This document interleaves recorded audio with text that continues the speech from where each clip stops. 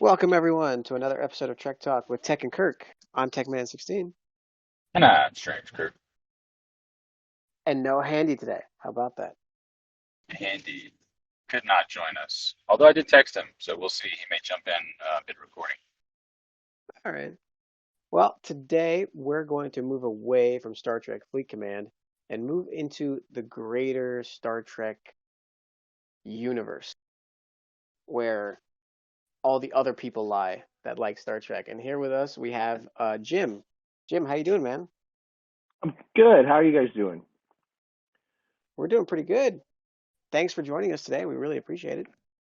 Oh yeah, no problem. Thanks for having me. So, Jim, you come from the fitness industry, is that right? Yeah, in a way, yes. I as of last year own a gym. I've been producing fitness content since really powerlifting content since 2006, and started a podcast that was very successful in 2013. It lasted until early 2018. And then later in 18, started a new show with one of my original co-hosts called 50% Facts. And it's an, kind of an industry podcast. In some ways it's kind of meta on the industry. And sometimes we're talking about kind of the down and dirty facts of nutrition and training and the psychology behind all of becoming successful at all of it, I guess, depending upon the guests that we have. And yeah, so fitness industry, yeah. How did you and Kirk meet, or have you guys known each other for a long time, or was it just chance? He listened to your podcast and reached out. I think that that's probably the best description. I think that we connected on Instagram. Okay. Yeah, I've been following Jim's podcast and his content for years, and I happened to reach out for him. I saw that he shot me a follow back on Instagram. I thought that was the coolest thing in the world. I was like, hey man, I appreciate it. That was awesome, and we just kind of started talking and going back and forth, and just discussing some of the earlier days of some of his content that he created, and some giving me some insight, and just we just been talking pretty regular ever since then. Yep. Cool. So how did you grow your podcast? I mean, was it new at the time? I mean, 2013, that was like 8 years ago. Yeah. Um, it's weird. I think that we kind of hit the zeitgeist just correctly because it was a kind of high chemistry show. It had a lot of kind of natural flow, and it was different than any other fitness podcast at the time.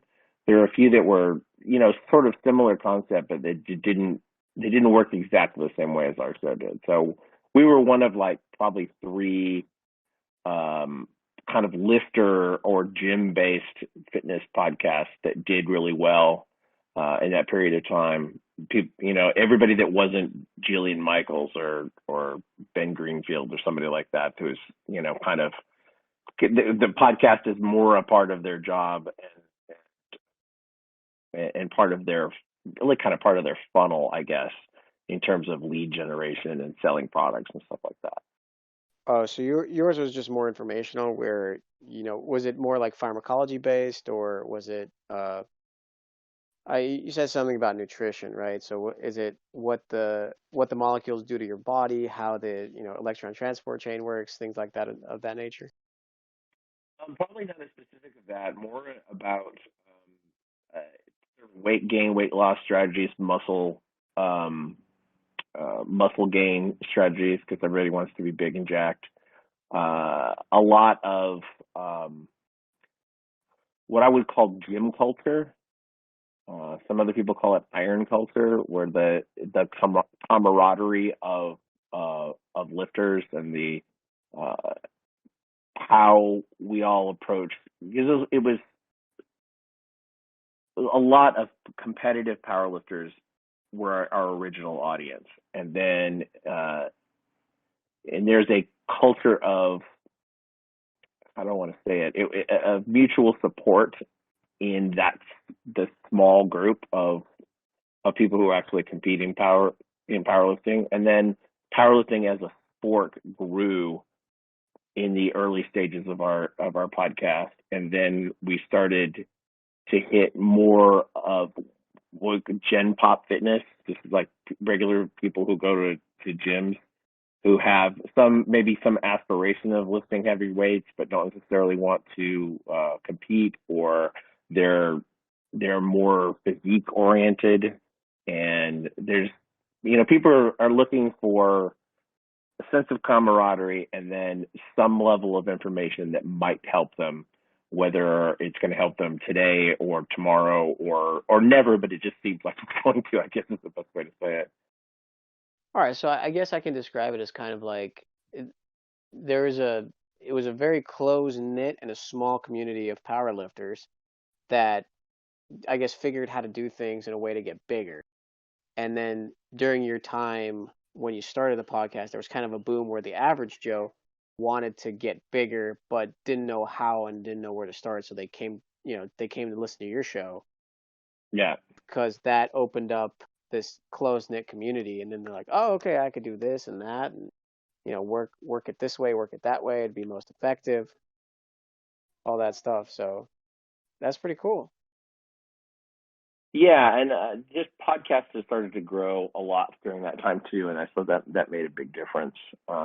Like we were, what, 6 8 months pre Serial, and Serial just kind of changed the whole podcasting game. Serial? What's Serial? Serial is a podcast produced by This American Life, and it was a, I think, 12-part podcast about a murder in Maryland where the person who was convicted might have been wrongfully convicted. Sort of really the first real true crime podcast. It was also just a giant social phenomenon, and was so successful that it essentially created the real podcast industry. Like the chances of getting paid sponsorship like exploded after that, because it was kind of proven that audiences were out there and that it was worthwhile for advertisers to put money into advertising on podcasts. So that was 2014. Right. Okay. Now it's all coming back to me. Yeah. We just do this for fun. I'm not looking until who knows if we grow the podcast to a point where it's as big as yours. Otherwise, it's just a hobby. I feel you. No, we with the current show, we have done some advertising and work with different advertisers. Currently, we are really just focusing on selling our own stuff. We have when we started the gym, we also started an apparel line, and so it's kind of a soft sell of the apparel and everything that we're trying to kind of communicate about our values around fitness. Sort of our slogan is "Good Company," so. And that sort of harkens back a little bit to the original podcast, like feeling like you're in good company. And I think that a lot of people who listen to that show and people who listen to us now, that's kind of what they're looking for, like being in the room with people having an interesting conversation that they may or may not get something from, but they enjoy being there.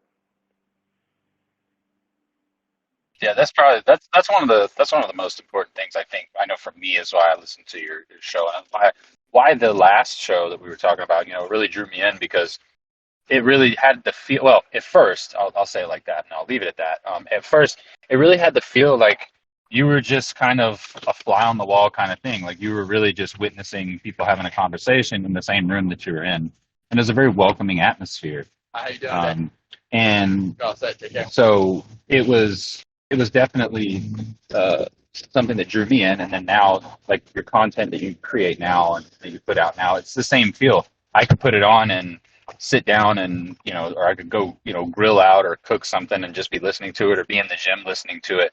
And it's a really good way to get absorbed into it, just the delivery. Well, thank you. So let's transition from health and fitness to something that health and fitness almost never intersects with, and that's Star Trek. And so Kirk tells me you're a huge Star Trek buff. Is that right? Yeah, yeah. I started watching original series when I was a kid, and I don't know that I ever saw it in first run. I think I knew that it existed maybe because I was a little kid, but I remember syndication and watching probably every single episode multiple times, and then as I was saying before we got started here, the this kind of thirst for that additional content. Uh, gelled around trying to get into other series and sci-fi movies and whatever. And um, our my wife and I met in high school, and we didn't actually date. We were friends for a long time, and we ended up going on our first actual date after she had graduated, and the movie that we saw was Star Trek: The Motion Picture, and that might have been the end of the whole thing. Well, that I guess that's the fork in the road. That would have Yeah, either you married this girl and you were with her together, or that would have been the end right there. yeah, yeah. She really hated it, but we kept dating anyway. So I guess I was Well, lucky that she's not so discriminating that she was willing to hold it against me. But oh my God. So So she has doesn't. has So she doesn't like it at all. She doesn't like Star Trek at all. Or she just wasn't into the movie. she is fine with Star Trek. She did not like that movie. She said it was boring, and it is.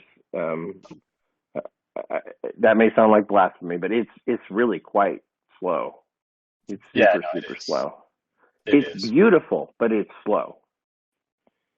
I think the only thing that I took away from it was, if you're watching it over again, is um I with the amount of time that passed from the first run of the original series to syndication, just to see the Enterprise. I mean, I think there was it was like a 3 minute shot of like different Enterprise, and you look at it now, you're like, oh my God, what are they doing just flying around? But I can imagine just when they were doing it, it's like the Enterprise on the big screen for the first time in forever. Let's Uh, soak all this.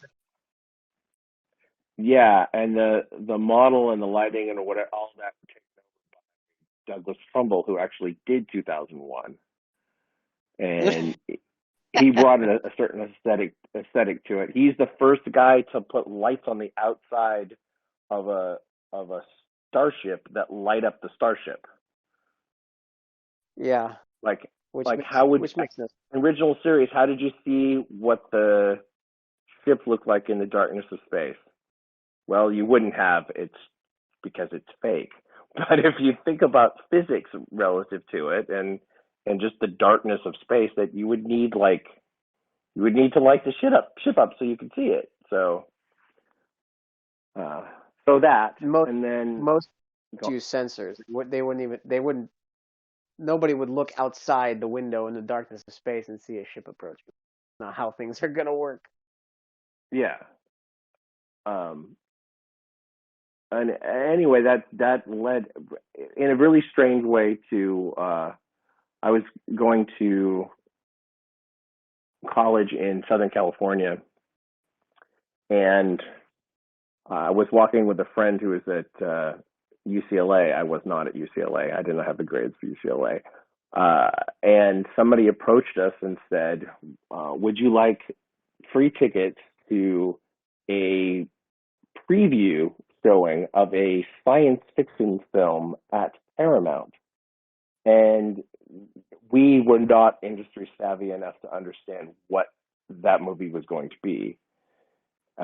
But we went, and I think it was like on a Tuesday night, and drive to the Paramount gate and all that stuff. And we get in to the theater, and up walks a man, and he says, "You probably figured it out by now, but the movie is Star Trek 2." And we're like, "What?" Like, didn't even dawn us that was a possibility. Like, I was even sure that I knew they were making a Star Trek 2.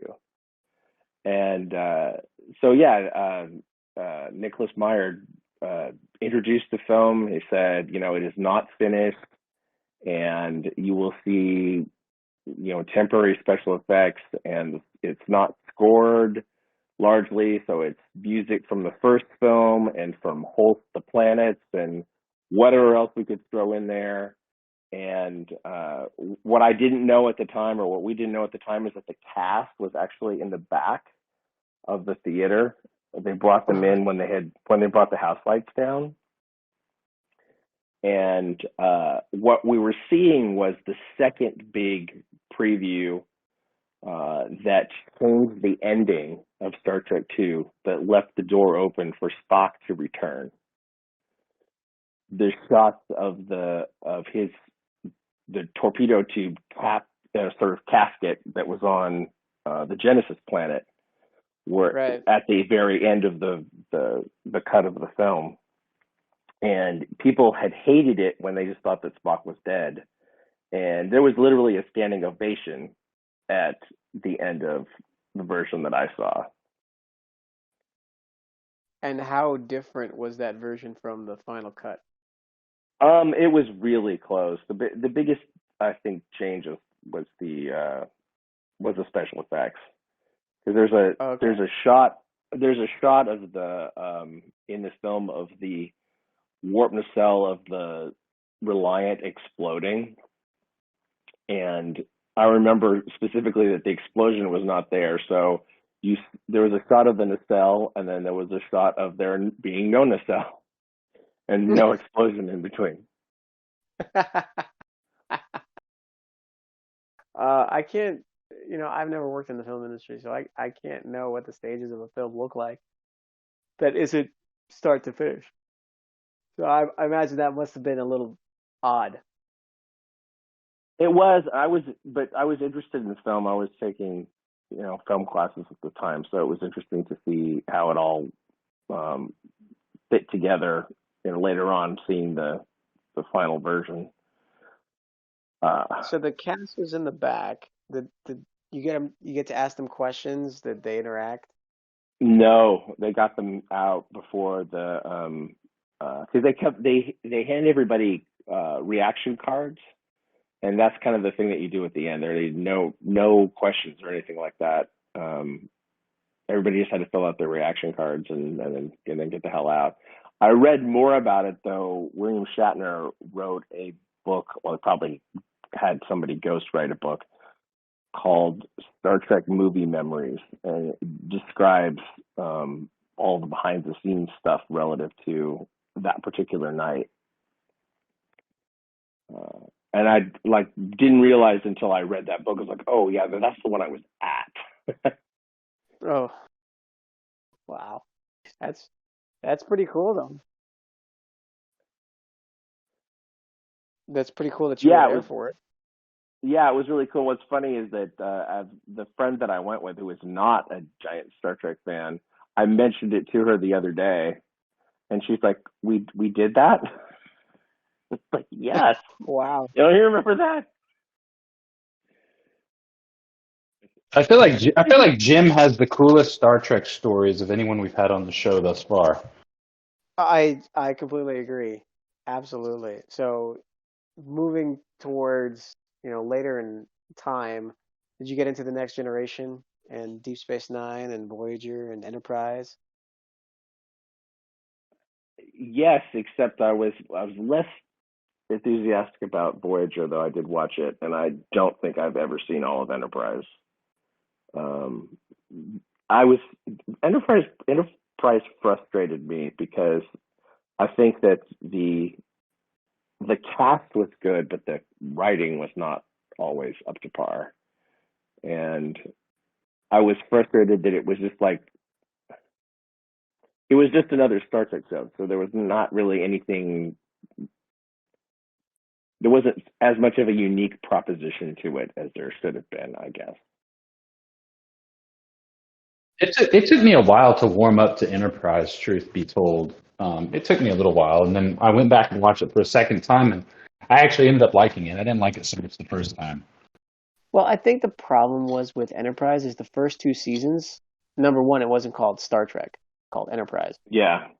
and then they really tried to do a try to combine our history with our being, North American uh, history that coincides with the Star Trek universe, how we just explored space and all the mistakes we make.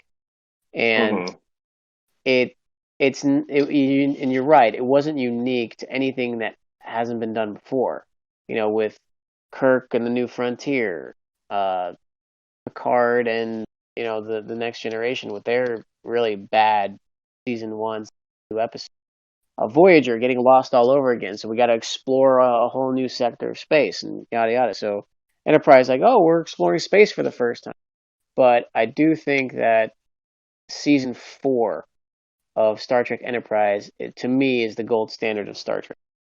Like, I can't find anything better to if I were to pick anything out of Star Trek to watch. Out of all the properties that are out there, it's Star Trek season.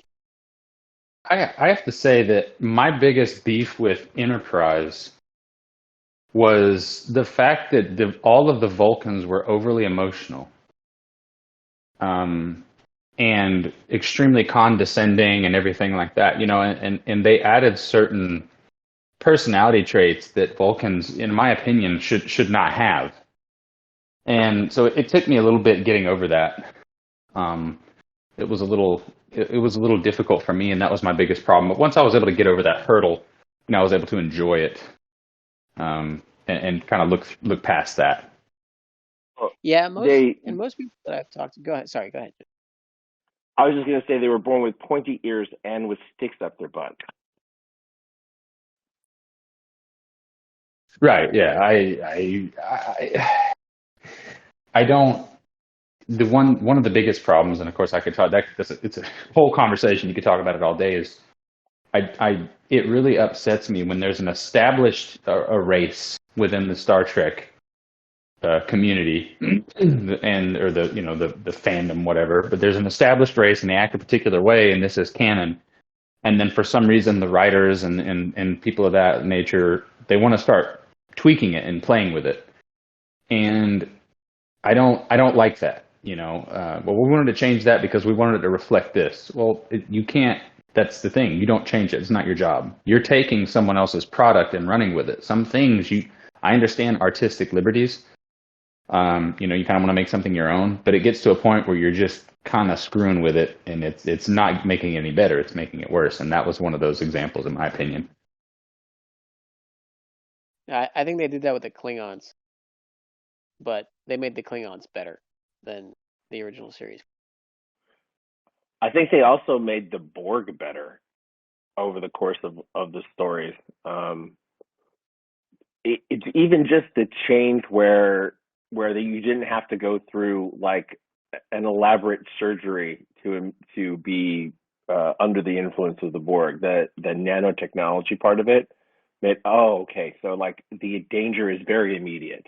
It isn't just that you're going to get kidnapped and then you're going to be sedated and then you're going to be, you know, then they're going to do surgery on you. No, like instantaneously you will lose control. So it created like a body horror, immediate body horror thing as opposed to, you know, I don't know, sort of a Saw type uh, surgery horror.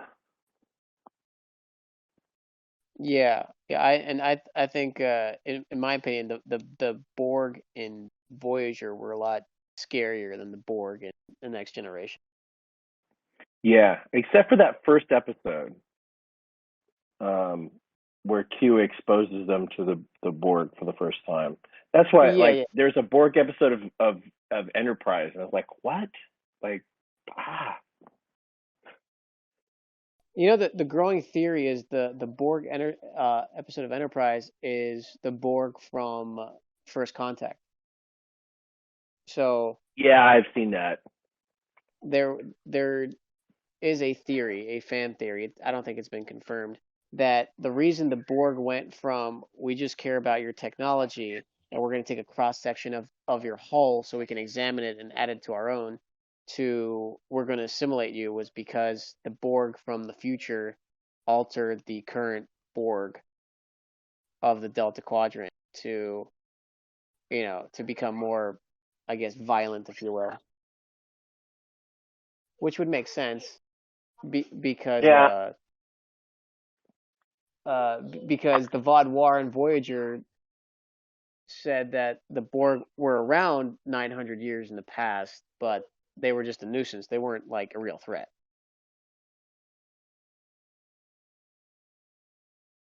yeah, I guess that's true. I don't know. I don't even want to get into the relationship between the Borg and Guinan's race. That that was such a like what I end up saying what a lot when the writers do stupid things. Or Guinan and Q, like she was doing Yeah, things with her hands, and the writers like, ah, well, screw that. We'll just write it out. yeah, yeah, and that none of that ever made any sense. There's a lot of those little things that we could pick apart where the writers had an idea where this was going and then they kind of dropped it. Kind of like remember those the aliens that I want to call them the Yerks, but that's a different sci-fi franchise. But they go through your mouth and that you have a little thing sticking out the back of your neck and they eat Yeah, worms. the contagion, whatever they're called. Yeah, and I can't remember the officer whose head exploded. Um, Yeah, when they revealed the mother creature, and then they were supposed to come back at some point, right? Because they sent a signal out to the unknown yeah, space,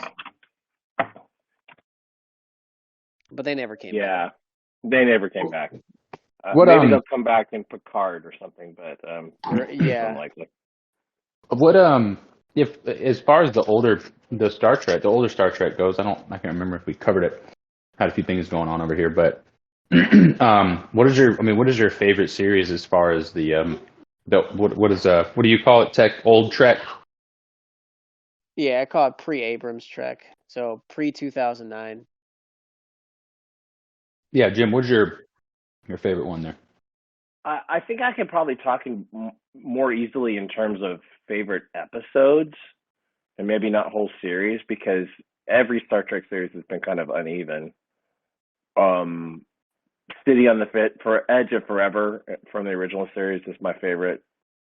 Um, it's probably my favorite episode period, just uh, because the stakes were awfully high.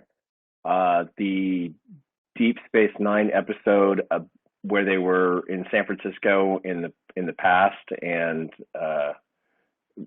the Bell riots. That I can't remember the name of that episode, but that's one of my favorites. Original, I It was, mean, it was a Next two-parter. Generation. I know what you're talking Yeah, about. yeah. Next Generation, probably um, Inner Light, and I wish that they had saved Best of Both Worlds for a real movie, something that's more self-contained. I don't know. It seems like there was so much more that could have been done with it. It was good, I but felt the same way about Reunification. yeah, that could have been a whole thing. I think it's interesting how they have, as Star Trek has gone forward, sort of factored Spock into the Romulan world for better and for worse. I thought it was a good touch to bring the character back. In Next Gen or in the Abrams verse. Oh God, no, not the Abrams verse. In Next Generation. Abrams Next verse Generation. All right, I don't want to influence your response here, but what do you think of 2009 and beyond? I liked 2009 much better than I thought I was going to. I tried to go into it with a pretty open mind and think, okay, well, this is not going to be exactly the Star Trek I'm used to. I just want a good explanation for why it's not. And largely, I got that. It's not perfect, but largely, I did get some sense of why it was different. I also I also factor in that first contact being the timeline as well, and so a lot of things are already different than they would have played out um, through the first six original cast movies and all that stuff. Uh, I like some of the performances. Some of the relationship twists were weird. I didn't think about needing to see Spock in a relationship with anybody. Um, out, out, outside of his parents, I mean, that part was okay until they killed off Winona Ryder, and I don't know why. I don't know. There, the I whole that Spock Uhura thing is just that was kind of an oddity to me because if if the goal was to portray Uhura as a strong, independent black woman, then why did she spend like half? Well, this was more into darkness, but she spent half the movie bitching Spock about him not paying enough attention. It was I just that to me was so weird. Well, I don't think that character gained anything by becoming a nag. No, no, no, she didn't. I thought the whole point of her was that she's a competent officer in a utopian society where race and color and orientation doesn't matter. And here we are, in the near future where we're supposed to promote everybody on merit and material gain is no longer the driving force of society. And all of a sudden, it's like, why aren't you paying enough attention to me? It's like, can we talk about this later? It's like, no, I want to talk about it now. Yeah, that bothered me. I felt like it was not necessary. It I didn't need any of that, and that character particularly in the movies had great agency. She didn't necessarily have a huge role in the story, but she had great agency. The bit where she is running that little transporter station in Star Trek 3 when they steal the Enterprise, and she pulls the gun, pulls the phaser on the guy that she's working with, and she forces them in the closet so that they can steal the Enterprise. Like, that was amazing. That was one of the best scenes the character had. Why couldn't we have more of that? Because uh, I can always do selective editing, but I'll hold my tongue. I just I think that there's just too many cooks spoiling the soup. I Yeah, think that there are too many influences, and I would never have picked J.J. Abrams to do Star Trek or Star Wars. he I'm is not. a sick director or producer rather, because he's proven that he makes money, and so that's what they went. Yeah. What about the new series? The Picard, Um, Discovery, Lower Decks, upcoming Strange New Worlds. I love Lower Decks. I think it's hysterical, and it.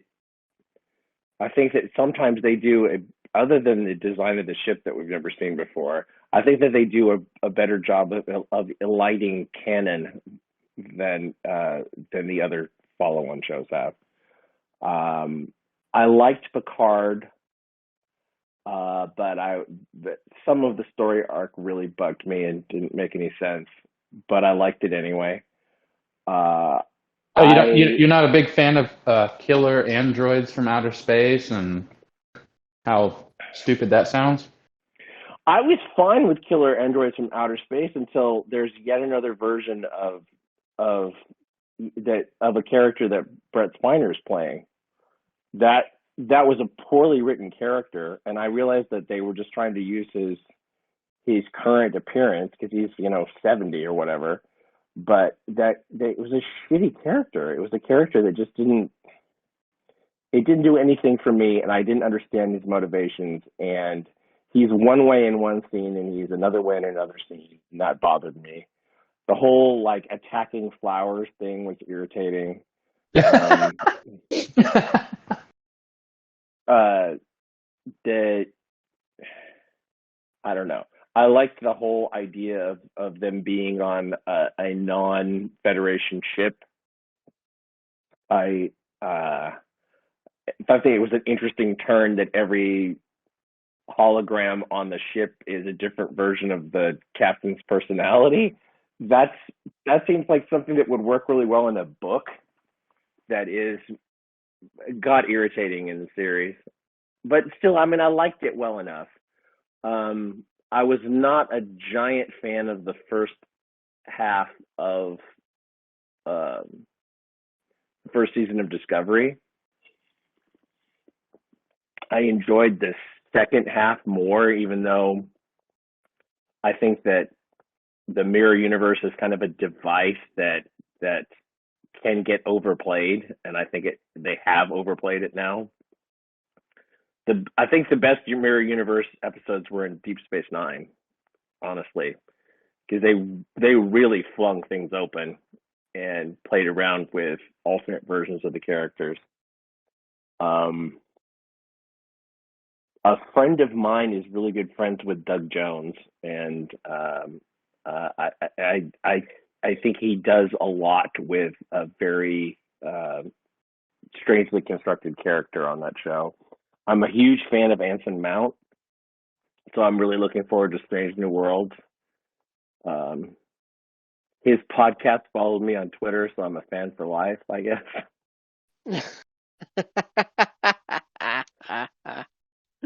Go Captain Pike.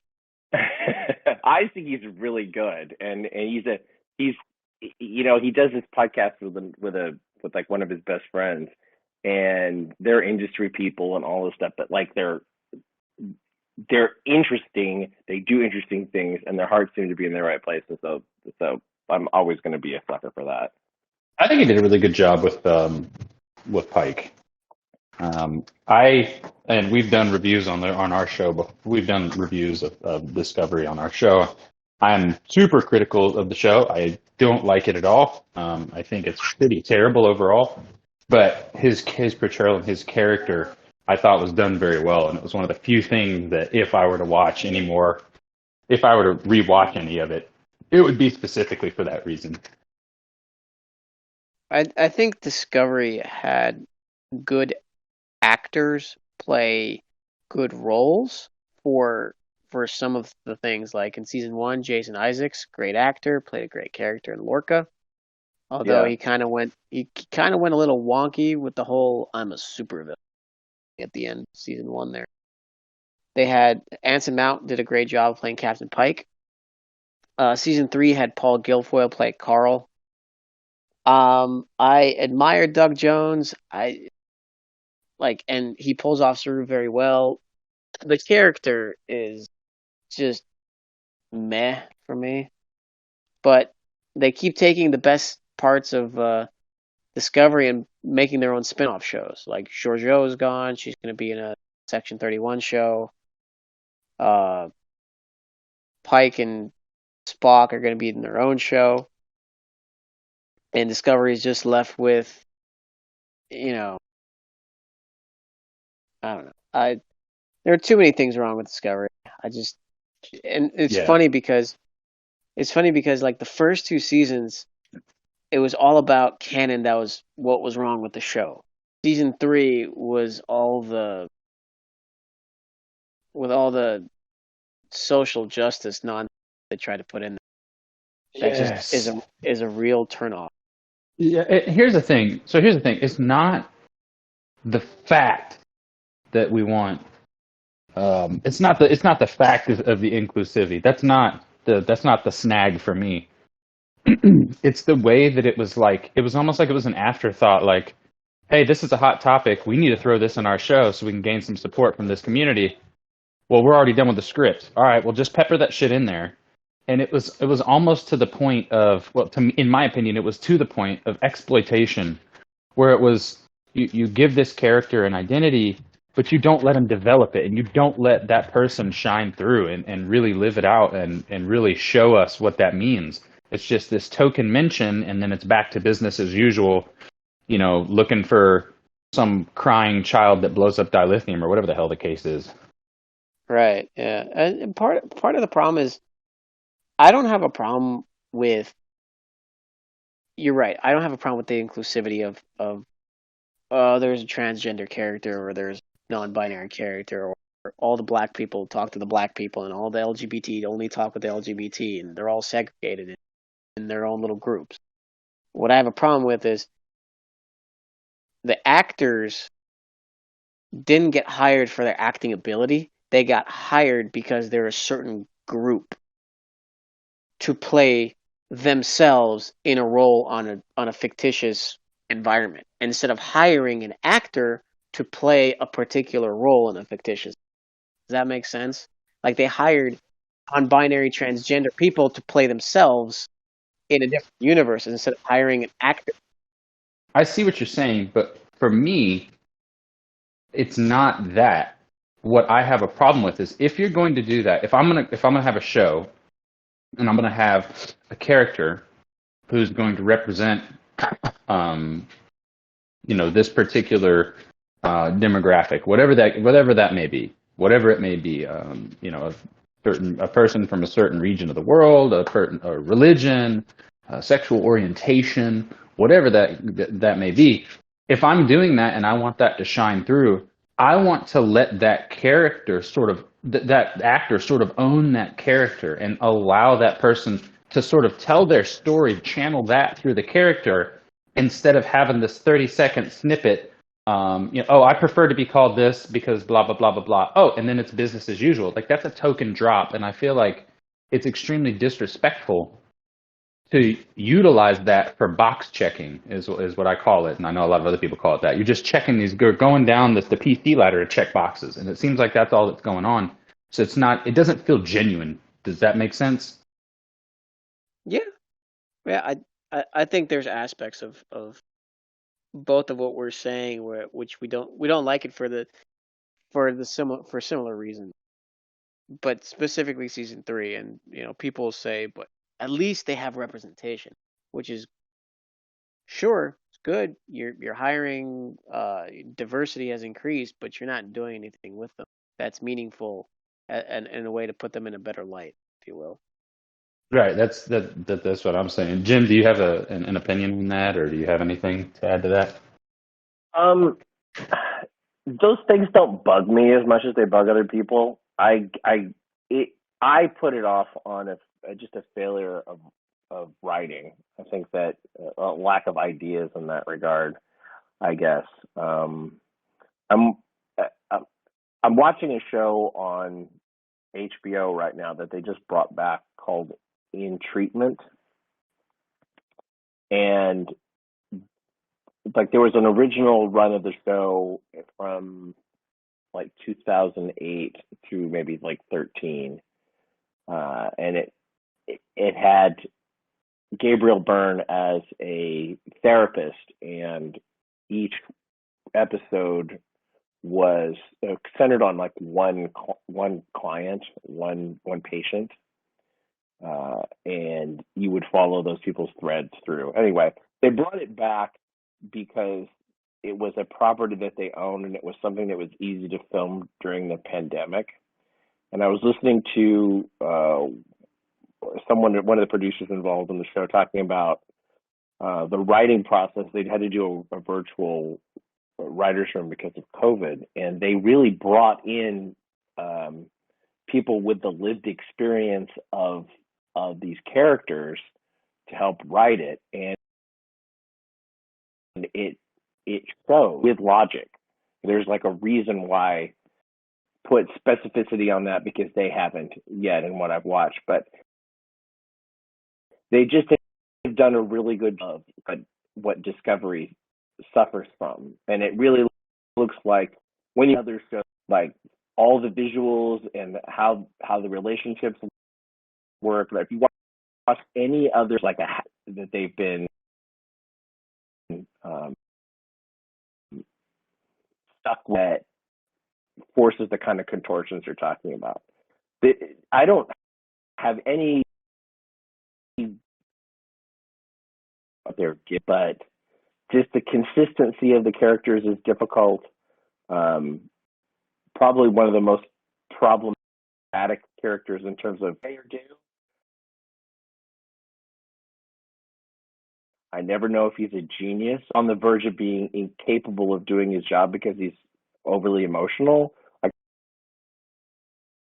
I don't know where they're going with him. So, like an acclaimed theater actor, and the best with what they give him, but it's not well written. The logic behind it is rough. Like, just because he's the gay character, he's supposed to be like a parental figure to a non-binary character or a transgender character, like that. Yeah, so affinity, but more than that, beyond the superficial, I don't see it anyway. What about promoting an ensign to first officer? Well, I think that they made us. I don't know. I was kind of okay with that, honestly, because they were in an odd situation. Like, where else were they going to get a first officer? Who else was? We haven't met anybody else on board who could have done it. So, well, seeing her qualifications, I think anybody on board could have done it. Potentially. You have 3 background actors or 4 on the bridge that could be the first officer, and they would have done the same thing. But we don't know anything about him, and Tilly is a very, very popular character. That's, yeah. I mean, yeah, she is. They made Wesley Crusher an ensign without him going to the academy. I mean, well, they made him an acting. I was gonna say, yeah, I think that was an acting ensign pending, academy graduation. Yeah, well, it was just she was an acting first officer before they actually made her a first officer. I mean, it to me, it's the same kind of thing. You're just engineering the story around the reactions of the characters and not actually motivating it. Let's see what happens, and then we'll base our decisions off of how popular these characters are. Yeah, a little bit. We'll take a poll. Here's a CBS poll. Who's your favorite actor in the show? Oh, great. Promotion time. Well, congratulations. The audience of our show agreed that Bill in accounting should now be the captain because he's very witty. Well, we have an overrepresentation of lizard people, so Linus is going to get more lines in the show. But that's true of a lot of shows. I mean, here's an example from the 70s, which I'm certain I'm the only one who watched the show in first run. That was Good Times. J.J. Walker, that character took off, and John Amos is one of the great black actors of our time. Decided to leave the show because he couldn't get a decent storyline because the actor playing his son became very, very popular, and so all the scripts were written around him. It's nothing new. It's certainly not new to Star Trek. Sure. It does get frustrating though when it gets frustrating because we made a comment. I made a comment one time, and somebody not really corrected me, but they provided me a different perspective and said something about, a lot of us when we're fans of something, we like to take ownership of it, and we do it not so much like we're trying to say we're in control of it, but we feel like we're a part of it. We're a huge fan, you know, and so we'll say stuff like people will say my sports team, like my Right. Atlanta Falcons or whatever. At the end of the day, I think people have to realize that it's not your show. And it seems like what they're trying to do is they're trying to appeal to a new audience. Because let's face it, me being in my early 30s, like when you start going, you talk about huge Star Trek fans. I'm a bit of an oddity, right? Like most people my age are not are Trekkies. You know, it's a generally an older population. So it seems like what they're trying to do is they've kind of ripped a few pages out of the Star Wars playbook, and they're trying to kind of pursue different routes. Like you look at Picard. Picard's a very dark view into the Star Trek universe, like the equivalent of like the Dark Knight version, you know, of Batman, right? It's a much darker view. It's not like the old '60s pow, biff, zock, and everybody wearing tights and standing ridiculously. You know, it's not that type of thing. It's a different take on it. And so I think what they're trying to do is they're trying to pull not just one type of person. They're trying to pull different people because now you have, as far as Star Wars, you have a whole new crop of fans. You know, with the cartoons, you got kids that are getting into it and things of that nature. And it seems like that's what they're trying to do. They're trying to go in a bunch of different directions at once to try to see how we can milk this cow. You know, how we can get more cash out of this and keep it alive and keep making money. In my opinion, it's just what it looks like to me. Well, the Star Wars thing is they took the exact same storyline that made Star Wars popular and just sprinkled in, new characters, if you will, and to try to appeal to the masses. I would have loved if Discovery could have taken like old episodes with new characters and their new twists on diversity and all that stuff and just gave me that instead of what we got. Instead of people got mad at me for this, but I called Sukal in season 3 an autistic child, an autistic man child. And that's what he was. He had a speech impediment. He was slow to understand or comprehend anybody's feelings, even though he grew up in an environment of holograms that mimicked humans to the nth degree. So, I would have enjoyed seeing, even Jim's favorite episodes, Best of Both Worlds, The Inner Light, City on the Edge of Forever, which we kind of got, kind of sort of, and just redo it for a new audience. I think I would have enjoyed that more than worrying about all the canon aspects, which Discovery and Picard was just like, oh, okay, let's make a 73-year-old man do stunts. Like in the first episode of Picard, he's all running away with Sochi or whatever her name, up a building before the Romulan agents couldn't just teleport to where they are. It's just maddening. I think the most egregious thing that Star Trek Discovery Season 3 did is in the 31st century, it's so boring. There is nothing new. They literally could have went to the future 5 minutes into the future. It's the exact same thing. There's nothing new or cool about the 31st century. And the fact that they have personal transporters though, man. Isn't that cool? Oh, and the cells don't have to be attached anymore. So no, they do if you're at warp, but they don't when you're not at warp.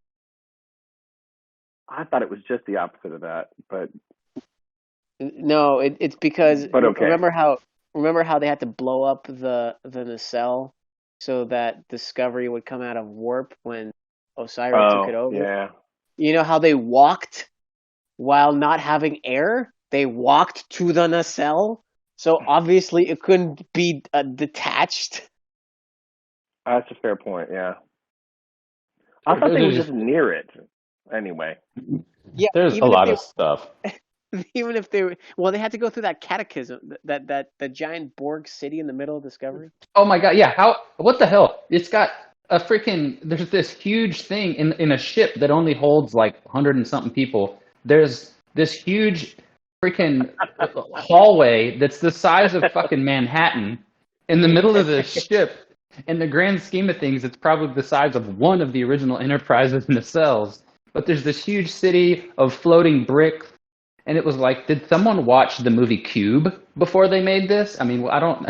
It was fucking No, preposterous. it's Harry Potter. It's bigger on the inside. That's what is this? Mary Poppins purse in the center of fucking Discovery? Yeah. I didn't understand that either. Actually, there was a short trek that featured Pike and Spock, and the Enterprise had this very elaborate turbo lift system where you have to watch it, but I think it's only like 10 minutes. But the turbo lift, like it goes, vertical and horizontal, and then there is a part, and I had to rewatch this like 3 times. There's a 90-degree angle in which it shifts. Like it's going horizontal in this vast network of turbo lifts, and you have to watch this because it's literally like those Futurama tubes. You know So the how humans get artificial. around. So what you're saying is the artificial gravity is just the technology is so amazing that it just you can just your feet stick to whatever you're on, where you can just be moving around and just Yeah, fucking perpendicular to where the ship's facing. yeah. Maybe, and they're gonna if somebody's gonna bring it up at a convention, they're gonna be like, centrifugal force E equals mc squared. Next question. They have inertial dampeners, but literally these turbo lifts go in like Willy Wonka style. It's like you're going horizontal, then 2 seconds later it shifts to vertical, and then it shifts, like upside down and stuff. And you're like, first of all, where did they build it? Like, where's the space in the ship that they built it? And B, like, why is it so elaborate? Why? Why? It's like it's an elevator shaft. It's gonna be Burnham and some alien fighting while they're under the influence of fizzy lifting drinks or something. Right. Yeah. I like the idea of it being a Wonkavator. Oh, Yes, Wantavator, that is so great. Yeah, there's a lot of stupid moments. We made fun of them all. I mean, yeah, Jim, if you ever get a chance, you just go back and listen to some of them. We just go on forever. I think one of our favorite ones was the scene where what's her name? The girl with like the implants on her face, and she's flying what's his name's ship, and they have like everyone's about to die, but they take a whole minute out of their day to have a motivational conversation about how great they are and how they're heroes and they're the greatest people in the world, and then like at the snap of a finger, her PTSD is cured or whatever. yeah. Detmer. Detmer. Detmer, yeah. That's what I was talking about with the CBS stuff. That a moment to, a minute to have a motivational conversation about how great we are. That's very CBS. Like every CBS series is like that. I don't know who writes this stuff. I don't know why they write it that way, but it's not anything unique to Discovery. And They're in the middle of a firefight. They're in the middle of a firefight, and they're like, "Okay, I'm scared to shoot. It's okay. Don't be scared. We're all in it together. You're absolutely right. Let's mow them down." All of a sudden, like that, my PTSD was cured, and now I'm good to go, and I'm healthy, and everything's right in the world, in Oh man, this this crazy world. scene was Well, amazing because she went from I don't think I can do this to I'm flying without sensors now. I'm just I'm just freeballing it. well, at least Deep Space Nine took a whole episode to get Nog past his PTSD. Well, Yeah. Deep Space did a really good job with Nog to begin with. I mean, that's probably one of the I one don't of the have most. very many criticisms of Deep Space Nine, to be honest. I really don't have that many criticisms. I have plenty in the first season. I guess my only thing that I guess just growing up, my mother was a professional actor and a stage actor, and so I grew up around this and understanding the various methods and things like that. And I mean, I even one of my stories, I think I told you this at one point, Jim, in one of our conversations. I was on stage acting. And one of the people who came to watch that play that we were putting on was none other than George Takei, and he was in the audience. Really? Yes, Oh, and so really? Yeah. Oh, he really does talk just like this. Yeah, yeah. Oh, he's and he was very, very nice, and very awesome. And so, it's a funny story, the side story here. My mother comes running back there and she looks like pale as a ghost. And I was like, what the heck is it? And she goes, George Takei's in the audience. And so half of us were like, whoa. And then the other half were like, who? Ooh. And, and so and so going out there, as soon as I walk out there, of course you can't miss him. And it's like right there in front of the stage, and I'm supposed to say my lines, and I'm just like, get it together, man. I was a kid. I was like, get it together, get it together. But anyway, he was very nice. But um, you know, my biggest gripe was that some of the characters, namely Cisco, he had like that one thing that he did when he got excited, and it was like this Shakespearean ranting is the best way that I can describe it. It was, and he would go on just like this. I've got news for you, old man. And every time he got worked up, it was the same thing over and over. It's kind of like some of the some actors, everything they're in, they play the same character. Like Adam Sandler, he has two different personalities that he portrays in all of the movies that he does. And so it's like they have a very limited selection in their wheelhouse, right? And so when I see that, it gets a little tired to me over time. But overall, I think the series itself and all the acting and all the portrayal, I think everything was pretty good. I was a fan of his from Spencer for Hire. He played a character called Hawk, and like the reason that Benjamin Sisko had hair was because at the beginning of the series, because they didn't want people to think that he was just playing Hawk. Yeah, I remember that in the documentary. But I loved that character on that show. He was a like super badass, and they seldom let Cisco be a super badass. They even let Picard be a super badass. Although I think my favorite Deep Space Nine moment was very early on in the first season, was when they had Julian Bashir. I think when he was under his when the credits were still under his Arabic name, not Alexander Sadiq Siddig. Al-Fadil. Yeah. And he was playing. He was taken over by the I don't know if it was whatever alien it was, Rayo Vantica. You remember that episode where his body was taken over by the criminal and he was stealing his shuttlecraft? Yeah. And Yes. just his acting when he was being taken over it was so funny. I couldn't stop laughing the first time. He's like, "My name, Ray. Oh." Like, hey, dude, you're trying way too hard. I can't believe they used this take. Well, I think that's my issue in general with Deep Space Nine, and it's kind of a thing that on the newer shows they do manage at least some of the time, and that's a more naturalistic style of acting. And there were moments in the original series that were like that, and I think it's the reason that maybe Star Trek Two works so well. That two through to 2, 3, 4 work so well is that they don't spend a lot of time the characters don't spend as much time being self-important as the characters on Deep Space Nine did, and the acting style was, I mean, it was, I don't know, it was so particular, and they would have guest stars come in and they would just, they would pick it up like it was a virus and spread it around. Would pick it up like it was a virus. Well, I think that's the wrong analogy to use in 2021. Well, it resonates. So let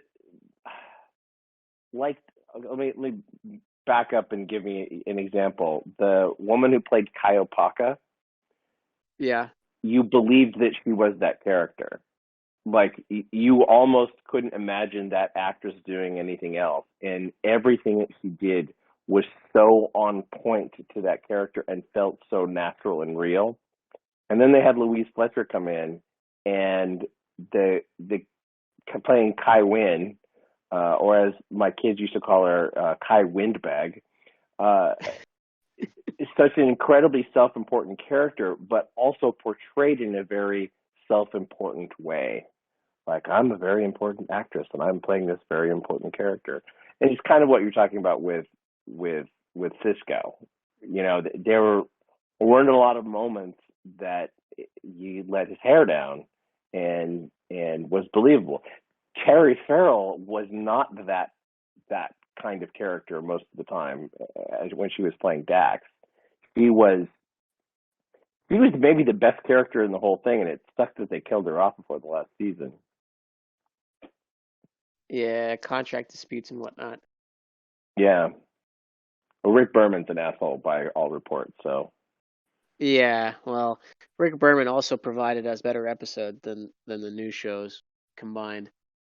Yeah, we gotta give credit where it's due. So, what about a Voyager? Did you ever really get into that and watch all of those? I watched the whole thing. I never loved it.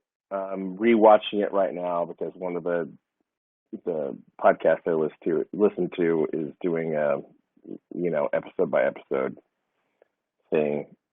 And my memory of it isn't as good. I rewatched the last two seasons of Deep Space Nine for the same reason from this podcast I listened to. Just again, a lot of the stuff is unmotivated. I don't understand where the characters are coming from. The consistency from episode to episode is somewhat lacking. And you think it would be? I mean, obviously, it's going to be harder in a show that has just minor arcs that go through a season. That's why I'm somewhat interested to see what's going to happen with Strange New Worlds, because it is supposed to be episodic as opposed to being, a long continuing story. To see, and they've had plenty of time to write, so hopefully there is consistency of the characters from episode to episode. But I think that Next Generation definitely suffered by the fact that the episodes were written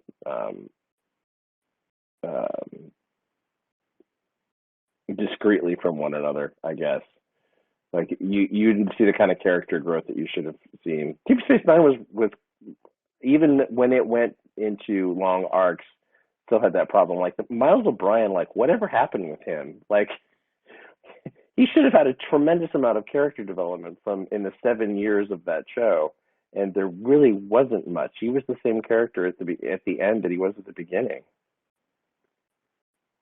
But Miles O'Brien was an amazing character. So how can you improve upon amazing? Well, he spent a lifetime in a jail cell, and the next week he was okay. Like I wouldn't be okay. It seems like that should have colored the character the rest of the time. And why didn't he have enough agency to get a divorce? Because clearly they did not like each other.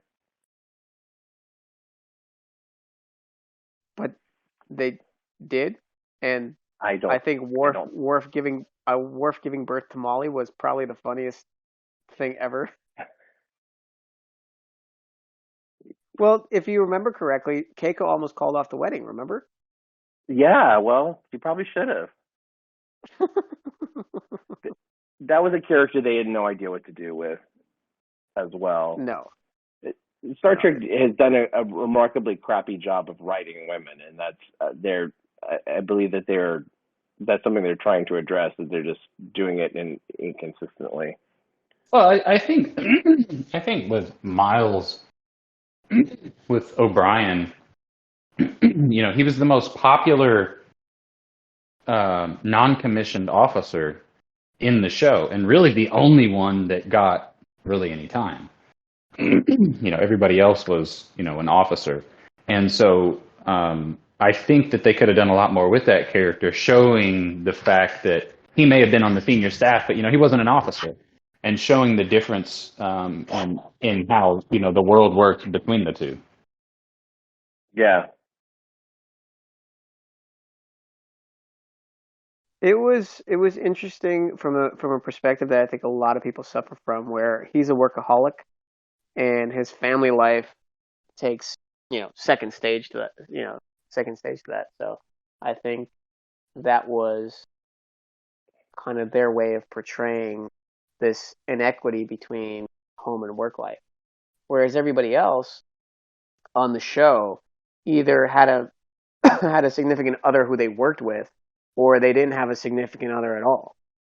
Yeah. And it wasn't until season 6 was it that Cisco got Cassidy, and whenever he needed to do something, she's always on some freighter run, right?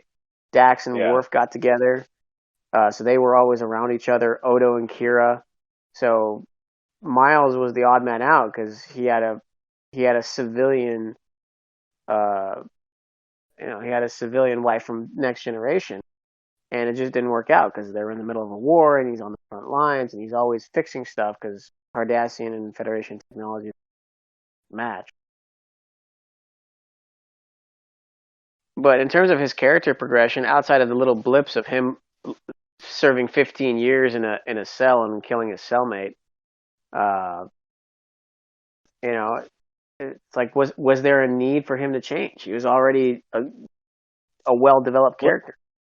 well, he was a major character on the show, though. So I think that like every character on a 7-year run has got to have a little bit of a journey. And I never really felt like he. I mean, I'm not saying I disliked the character. I just don't think he was well handled. He was also like he was the punching bag of that show.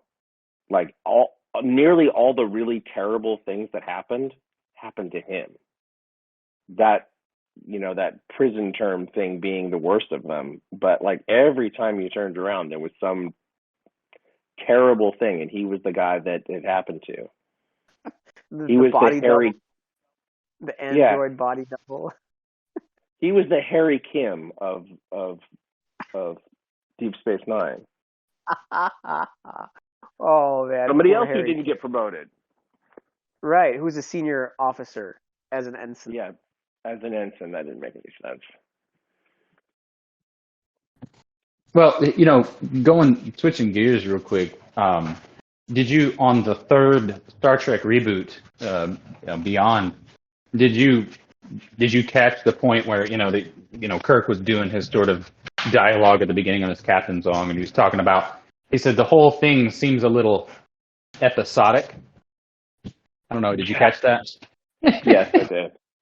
Yeah, to me the thing that was wrong with that movie was the need to use Idris Elba in disguise and then reveal him. I thought that was, spoiler alert, but I thought that was because it was a fun movie. It was certainly more fun than the other two.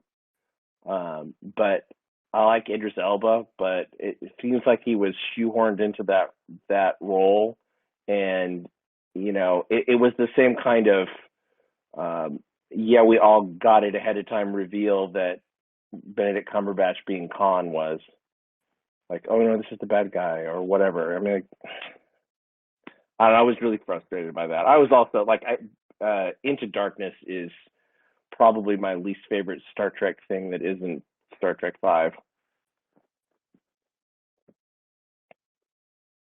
You actually enjoyed Beyond, Star Trek Beyond? Yeah, it was fun. It was fun. I had low expectations, so it was fun. I just I I guess. just didn't I like guess. that part of it. Yes. I guess that would make sense if you have low expectations. It's okay. Because to your motivation talk, what was his motivation? He was abandoned, and so now he gained all this power, transformed into a Jem'Hadar like warrior, and he's going to take revenge by blowing up a planet.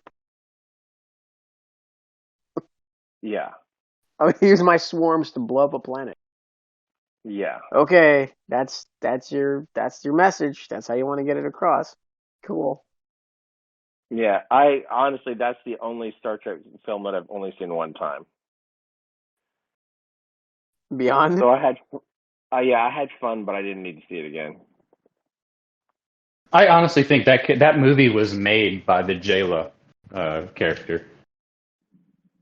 Oh yeah. That she would have been better off in her own movie of her in her own movie. I I don't, just thought she was just hilarious. I like the Yeah. beats and shouting. You know, it was like she was able to be serious and portray the serious emotion, but because of the culture difference and everything like that, it definitely added a lot to it to me that made it more enjoyable.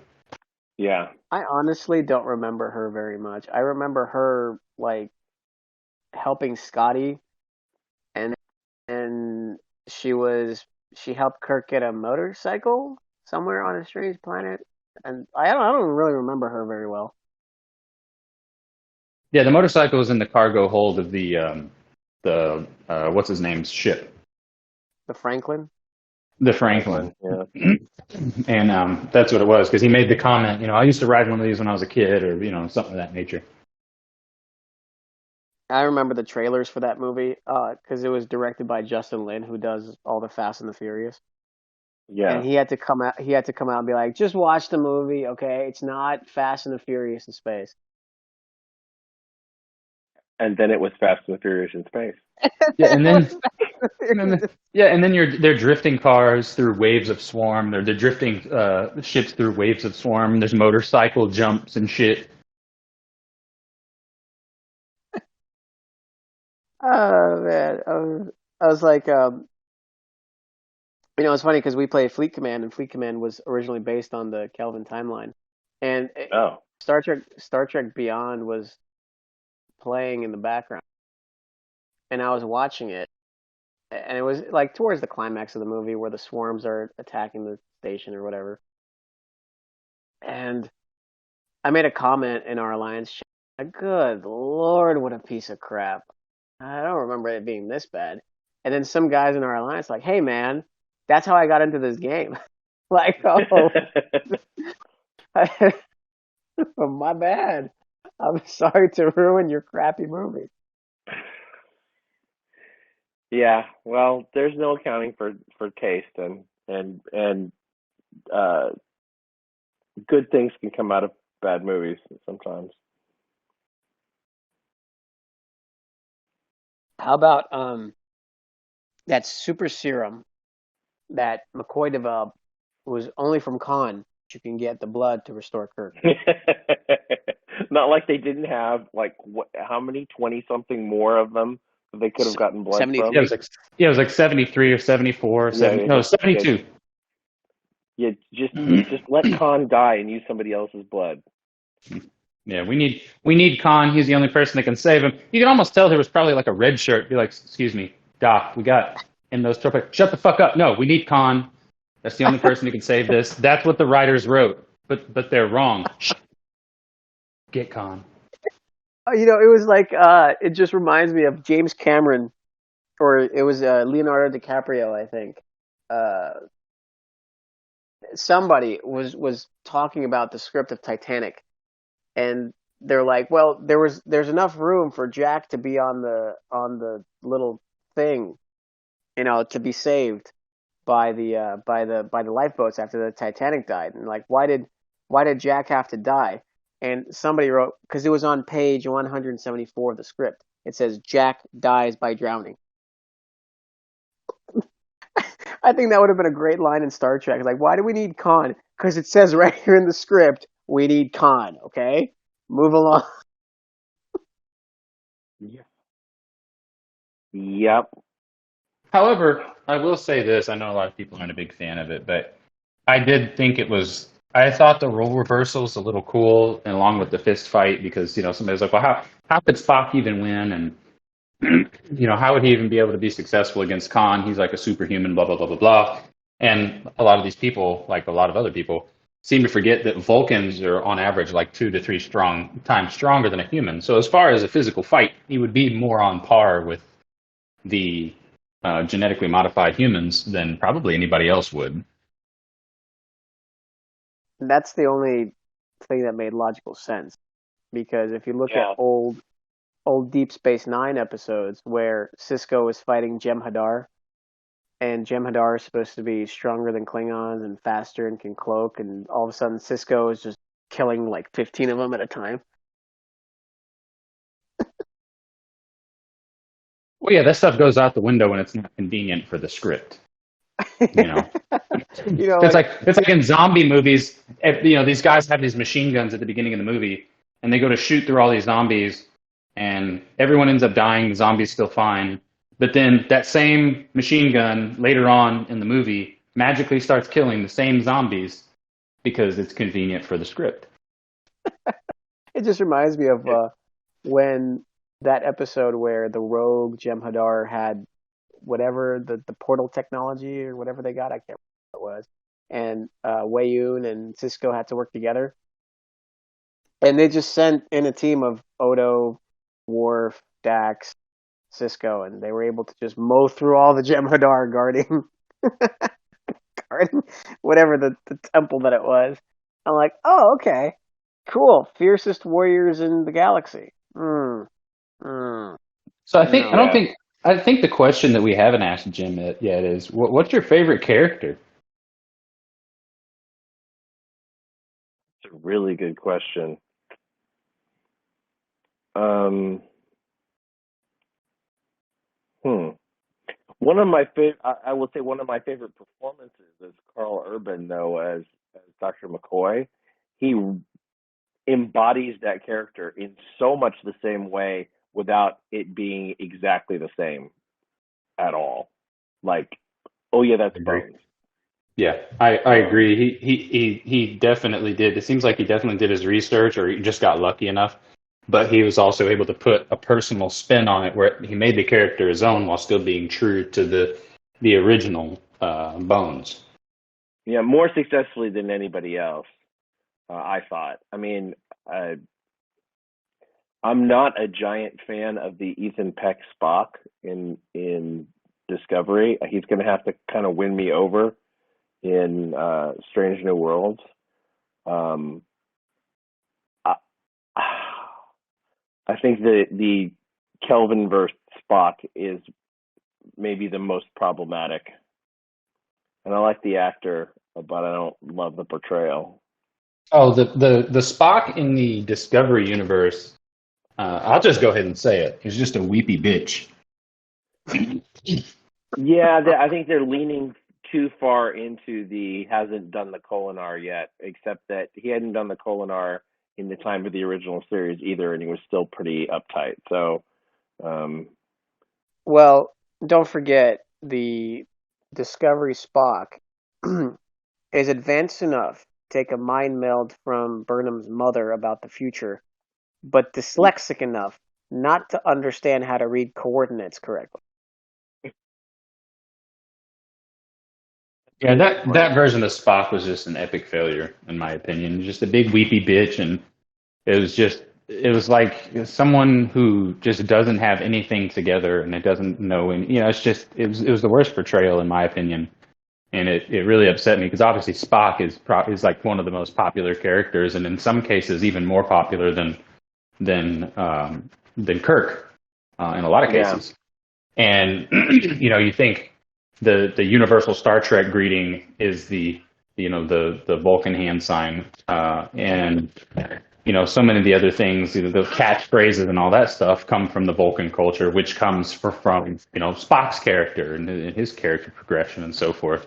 So I feel like, don't get me wrong, Kirk's my favorite captain. Kirk's my favorite character. I'm a huge original series fan and will always be my favorite. But I have to admit that without Spock, the show would not be what it is. And I'm pretty sure that most people would agree. So I feel like, if anything, that's the character that you really want to make sure that you have dialed in at the end of the day, because that's what people are really gonna pay attention to, just in my opinion. yeah.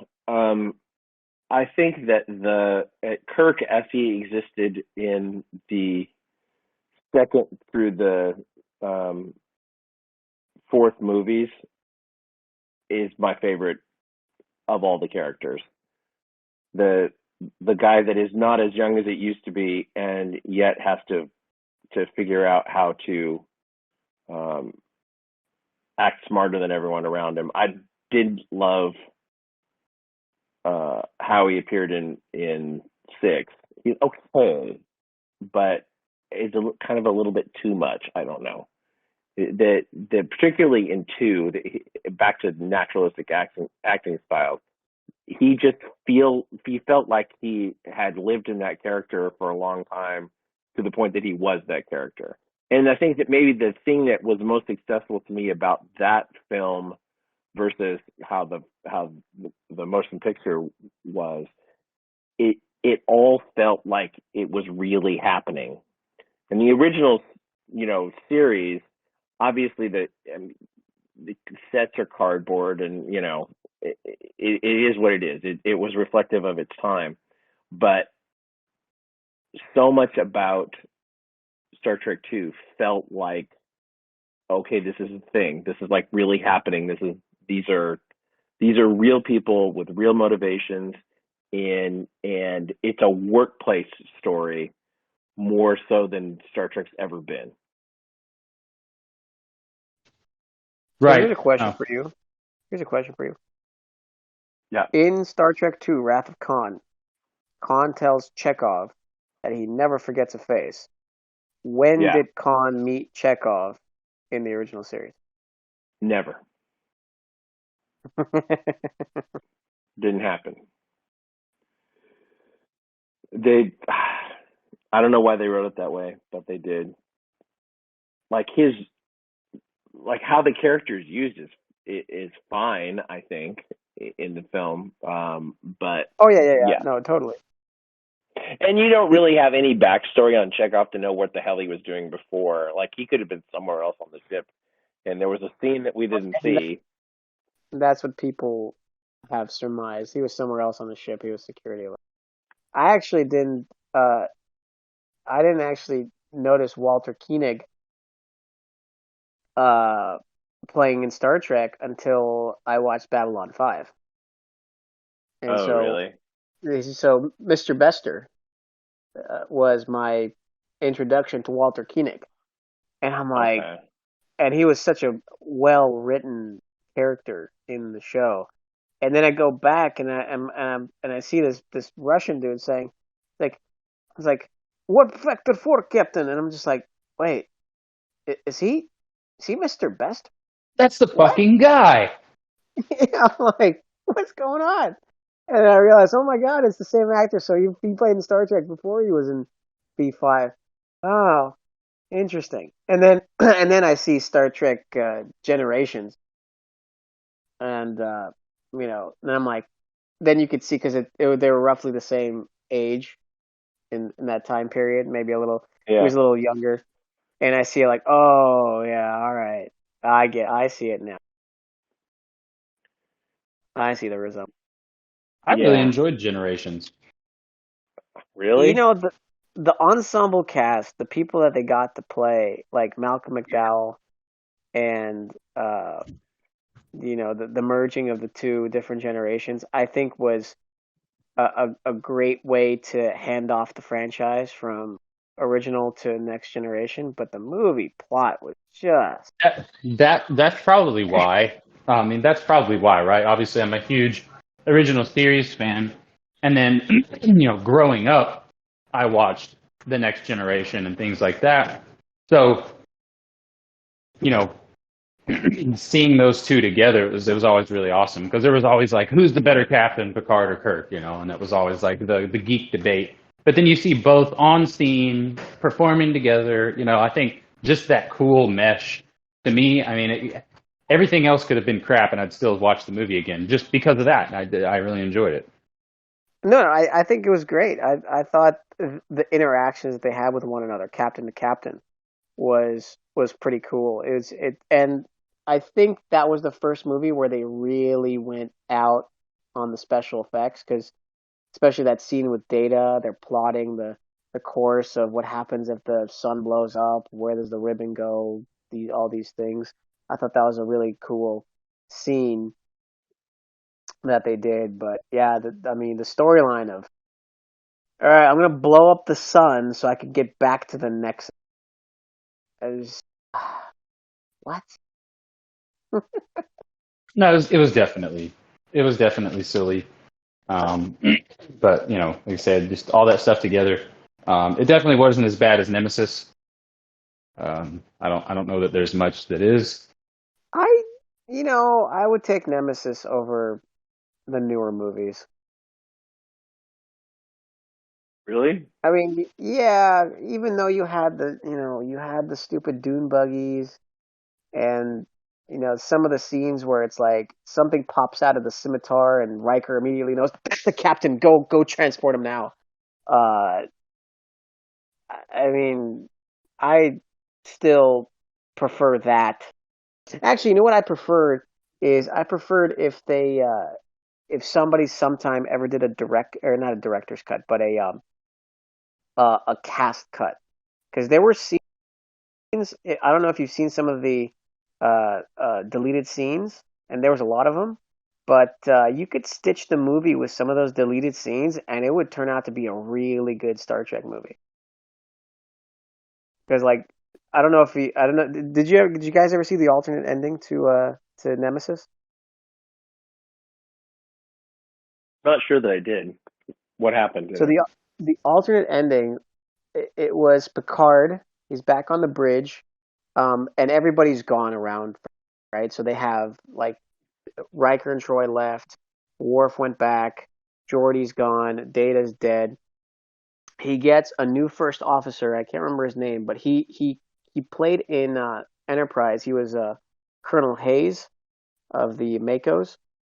So he becomes the first officer, and he's basically starting anew with a new crew, and he's kind of showing them the ropes. And then they're like, "We have a new chair for you, Captain." And he sits in the chair, and there's seatbelts. Like there's Oh, seatbelts. He's like, "Oh, finally, now we get him." And so the scene ends with, he tells the first officer, it's like, it's time for us to leave. It's like, "Where to, sir?" And he goes, "To boldly go where no one has gone before." And that's kind of how it ends. It's like the Star Trek theme play. hmm. Like It's something I would definitely have to see because it just sounds cheesy as shit. I'm not gonna lie to you. well, no shit, but okay, dude, you and I watched everything Star Trek. When is Star Trek not cheesy? Come on, man. I mean, yeah, yeah. I mean, I would say it sounds cheesy by even those standards. You know. So My problem with that film, other than the writing, was deciding that they needed to do it with a Picard clone that didn't really look anything like him. yeah. or And I or mean, the fact. I have seen. Go ahead. Go ahead. I've seen Tom Hardy in things that I actually liked him in, and this was not one of them. It was not a good performance. It was a poorly conceived character, and and he's, even if it's supposed to be just a younger looking version of the character, they did not nail that in any way. Well, they said, if the room, I've read things that said, it almost ruined his career and almost ruined him. I wouldn't be surprised. That nearly ruined me, and I watched from watching the film. Yeah. I mean, yeah, they Well, said, I mean, it nearly ruined him, and I think Tech probably knows a little bit more about it, but it's weird that they used a bald version of Picard when in the flashback of that episode where Q, acted as God, he had hair when he was Mosaic. young. Was it Mosaic where he his artificial heart Yeah, it's Mosaic. failing? Yep. Yeah. So he had hair when he was younger. So why couldn't they have had him with hair in Nemesis? And then yeah, Picard cloned to lead the uprising of the Romulan Empire. And Like if you're going to clone somebody I to guess lead the uprising of the Romulan Empire, why wouldn't it be Spock? eh, I mean because it's the same kind it of wasn't on page 173 of the script. Yeah. exactly. Thank you, Kirk. It wasn't on page 173. I bet that that director who also refused to watch anything Star Trek before directing that episode, It, his mentality is the same people that made Star Trek Picard. It's like, uh, oh, this is Data in a box. How did you recover him from the scimitar explosion? It's the whatever device. So that was why was he B4 kept? in the box. Well, no, B4 was in the drawer. They disassembled him, but Data was on the planet with the Oh, androids that his yeah, biological brother was raising children or. right. Well, I, I actually know the answer to this because Data uploaded himself into B4 before he went to rescue Picard. Yes, B4 failed after what we saw at the end of Nemesis. They extracted Data's upload to B4, and that was what was in the box. Why and did I just think about the movie Seven? What's in the box? so how did it get from Starfleet headquarters to the android planet? um, what's his name stole it? Bruce Um, Maddox. Maddox. Yeah. It sucks that they didn't get the same actor back for that, but he doesn't Oh act anymore. He's a acting teacher. yeah, I wish they would have gotten him back because I was looking at him like, are you the same guy? You don't look like the same guy. No. And then they didn't get the same guy for Icheb because Yeah. they're mad at Manu Ibrahimi for that he said or did or whatever. Yeah, he got a little canceled out of the Star Trek Yeah, universe. he got canceled. He got shot by Seven. That whole entire sequence really bugs me of Picard. Like, all right, we're not. It's Patrick Stewart. We're gonna do a lot of talking. There's not gonna be a lot of action. Okay, guys. Okay. All right. Cool. What do we get? There's a lot of action. Yeah. Space flowers. Yeah. The All right, guys. orchid. I think I gotta wrap this up. My kid wants to play some baseball with me. Yeah, man. No, So, no, that's what it is. Jim, feel free to promote yourself to our audience of Star Trek Fleet Command nerds. Maybe somebody will get involved in powerlifting and listen to your stuff, other than Kirk, of course.